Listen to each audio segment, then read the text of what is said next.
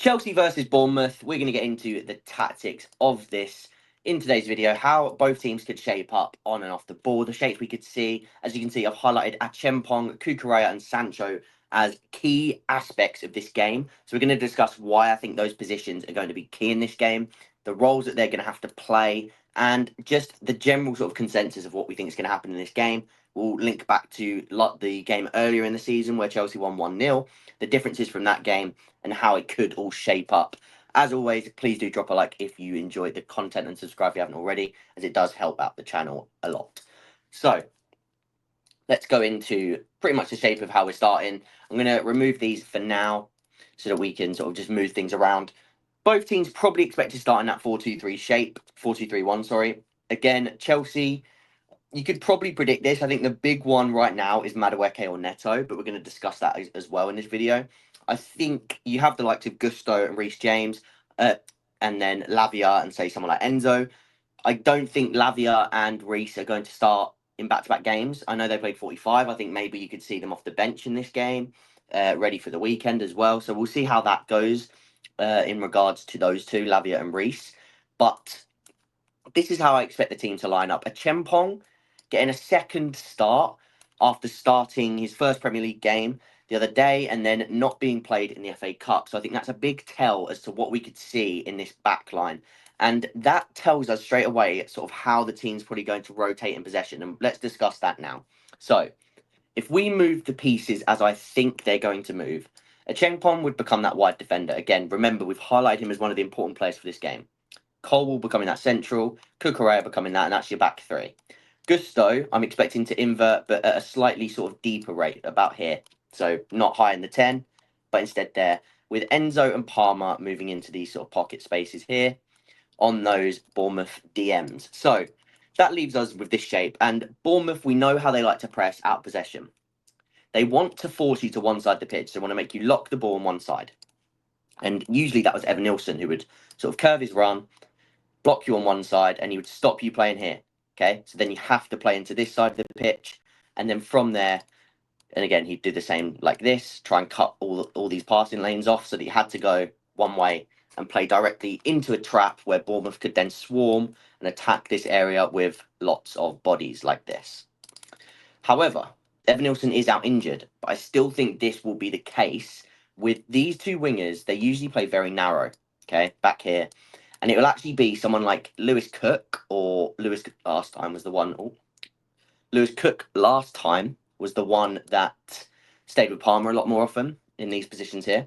So that would allow sort of Ryan Christie to jump out and he'd apply pressure on this secondary pivot player, which would then leave this player in space, as we've said about. But because of how the wingers play, if the ball's on one side, this winger still playing narrow, but they will sort of look to apply a little bit of pressure here.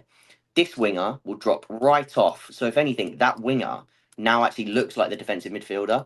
And the idea is essentially for these four, or with the two wingers, and then the number 10, the striker, and even then one of the midfielders, like we say, is for them to jump and be quite a compact unit in the middle here and really swarm on the ball together to win it back. This example shows perfectly how Bournemouth are compact in the middle of the park, using their narrow wingers ready to jump and press in packs, but also to force you to have no central access, but to actually go out towards your wingers as your main point of reference. This is exactly the same from those goal kick pressing scenarios as well, with a midfielder actually pushing up alongside the striker and the number 10 with those wingers, again, nice and narrow, nice and compact, ready to jump wherever the fullback moves. One of your options in this case is for your number 8, this case being Palmer, to drag Lewis Cook out of the block, leaving that switch onto the isolated winger who is actually tracked back onto a number 8 player, or in this case a number 10. It could be Enzo or it could be Cucurella if they move up. However, the other attacking option you have is using those wingers as those outlets, but in different ways, and we're going to touch on how Sancho / Madueke and Neto can do that in a little bit. I think that's going to be the key against Chelsea yet again. I think they're going to look to do that. And when someone like Enzo drops off into this pocket, it's going to force one winger back, one winger here. But they're trying to catch you so that if they win the ball in these areas, and again, this being a big open space, can they attack? Let me get rid of that. Can they attack these areas quickly? when they win the ball back. And that's why those wingers are so narrow, right? Because they're not looking to attack really nice and wide where there's space. They want to attack you directly into these areas, which is why I tweeted out the other day that the half space protection is so important in this game. Because let's say these two players, this sort of little duel here in the middle is going on.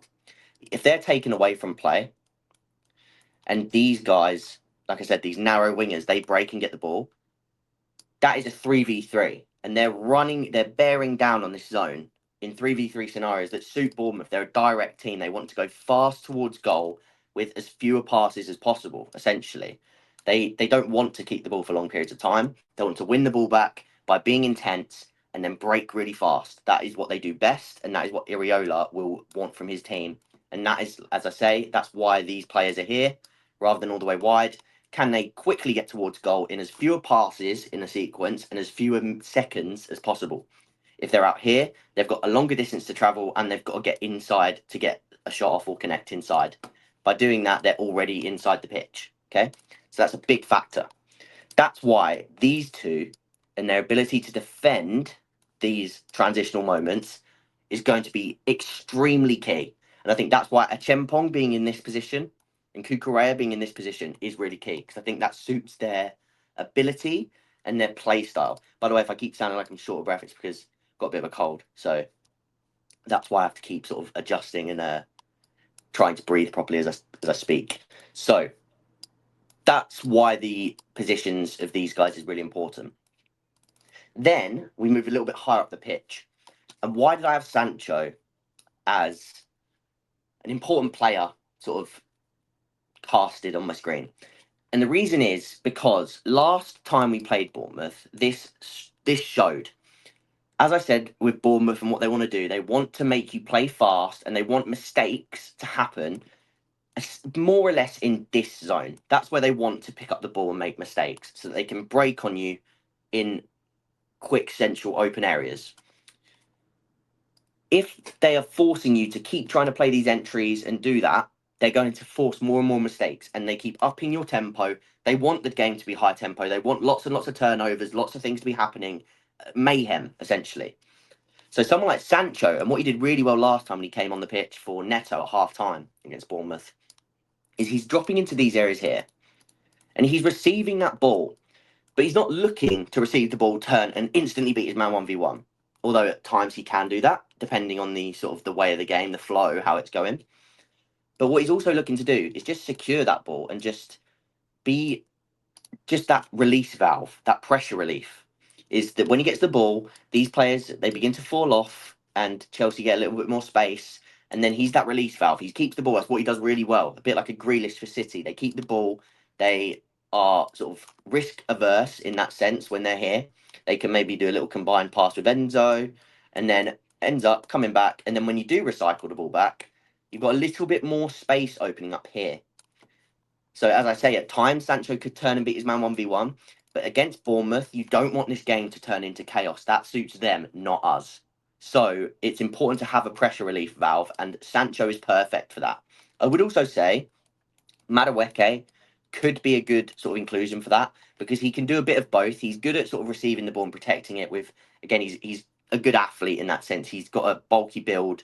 He can sort of outstrength defenders. He's powerful with the ball. He can keep it. Even when it looks like he's going to lose it, often he will manage to find a way to keep it, or at least get the ball out of play so that teams can reset or that you can reset. But he also then offers that same threat that Sancho doesn't necessarily offer, which is in behind, which is another sort of part of this game that is actually going to be quite key.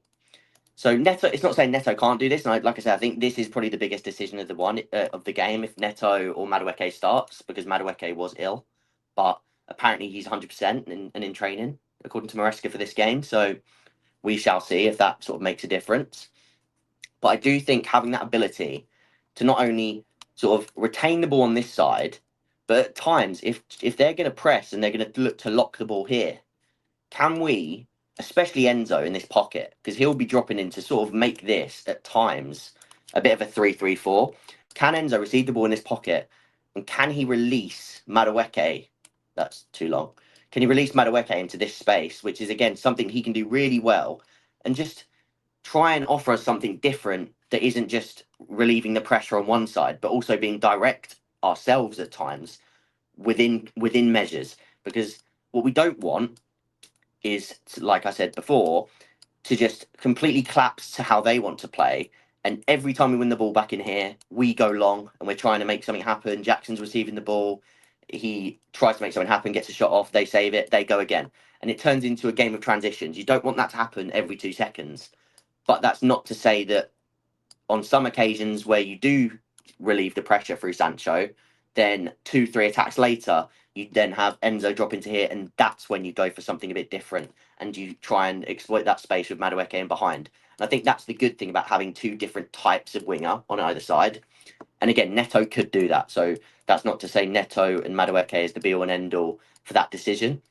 But I hope you've enjoyed this video. I hope that sort of makes a lot of sense. Tell me what you think in terms of the team you would start, how you think Bournemouth are going to set up. Like I say, I've used some images to explain it as well. How Bournemouth are likely to press, how Chelsea can sort of manoeuvre through that press, and overall, what are your score predictions? Let me know in the comments down below. Drop a like, and I'll see you guys in the next one.